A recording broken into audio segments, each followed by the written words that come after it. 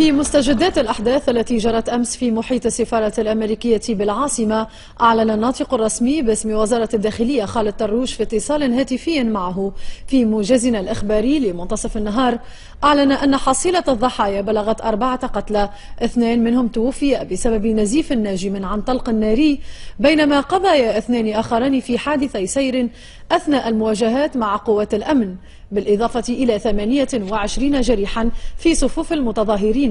كما أصيب في أحداث أمس 66 عنصرا من قوات الأمن، 4 منهم في حالة خطيرة، إلى جانب تسجيل إصابات في صفوف الجيش الوطني.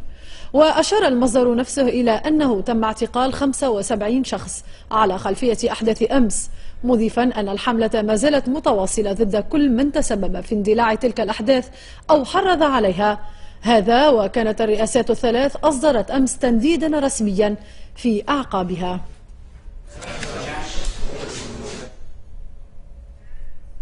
كما أعربت وزارة الشؤون الخارجية عن استنكارها وعميق استيائها إزاء أحداث الشغب والعنف التي جدت أمس في محيط سفارة الولايات المتحدة الأمريكية بتونس وبمداخلها، مؤكدة الثقة التامة بأن علاقات الصداقة والتعاون القائمة بين تونس والولايات المتحدة الأمريكية لن تتأثر بما حدث.